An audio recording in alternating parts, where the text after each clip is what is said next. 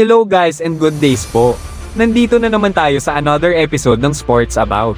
Sports Fact and Inspiration. Isang decalibring player ng NBA ang ating feature at matutunghayan ngayon.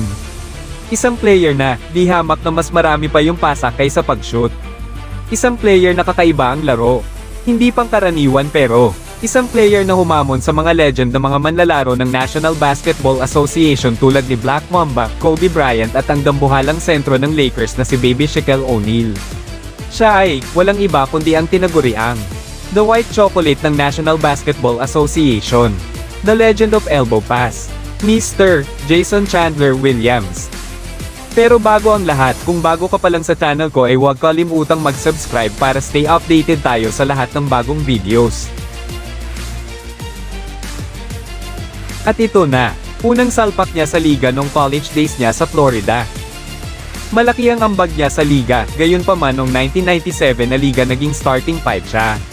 Sa kasamaang palad, mukhang naging maitim ang future niya sa liga dahil noong 1998 sinuspende siya sa Universidad ng Florida dahil paghit-hit niya ng marijuana. Pero hindi doon nagtapos ang excitement ng mga tao sa laro niya dahil laking gulat ng lahat, naging eligible siya sa NBA draft noong 1998 following his suspension from the University of Florida. At dahil nga sa laki ng excitement ng mga tao sa laro nitong si Williams ay naging 7th overall pick niya ng Sacramento Kings.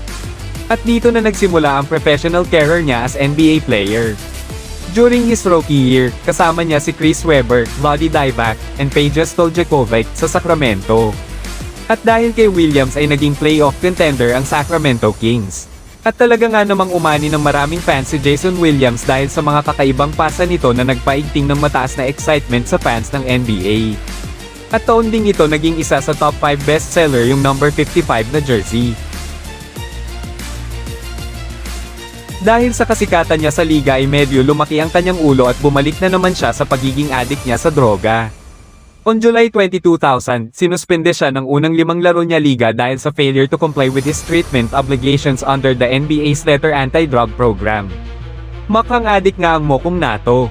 Pero hindi lang ulo ang lumaki ng Mokong Nato dahil on 2001 nakipag-away na naman siya sa mga fans ng NBA kaya minaltahan siya ng $15 ng NBA at agad naman itong nag-sorry sa social media.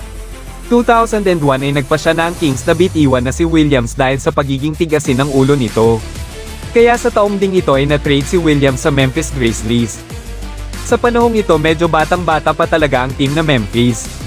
Pero nang dahil kay Jason Williams ay umani na naman ito ng maraming fans at napa-improve niya ang franchise record ng team. At gayon pa man after Memphis was swept by the Phoenix Suns in the 2005 NBA playoffs, Williams was reportedly involved in an altercation with Geoff Calkins, a columnist for the Commercial Appeal. Kaya nagpa siya na naman ng team ng Memphis na bitiwan itong si Williams at dahil din sa mga haka-haka na pang regular season lang talaga ang laro niya. Pagdating NGG playoff ay naging malamig na siya, imposible daw siyang maka-champion dahil puro pasa lang ang alam niya sa liga. On 2005 to 2000 NBA season ay naging point guard siya ng Miami Heat placing next Dwayne Wade.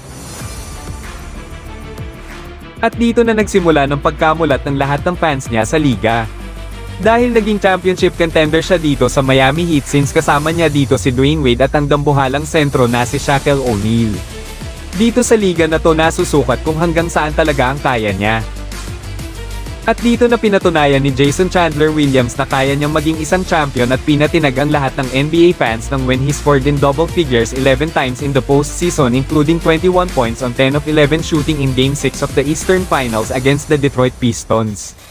Miami closed out Detroit in that game and would win the NBA championship over the Dallas Mavericks, giving Williams his first and only title. At dito na tinagurian si Jason Williams na The White Chocolate dahil sa kanyang mala circus na pasa, mala blind pass na pasa at maging sa kanyang signature na elbow pass.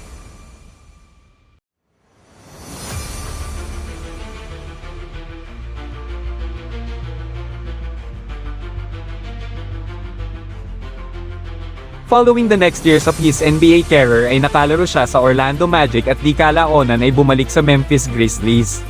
Dahil sa daming injury na natamo nitong si Jason Williams ay nagpasya na itong magretiro dala ang jersey number niya na number 55 at ang katagang, The White Chocolate of NBA, bago pa man sumikat ang mga player ng bagong henerasyon at nauna na si Jason Williams na mala street baller ang laro na nagpaigting ng excitement sa larangan ng basketball.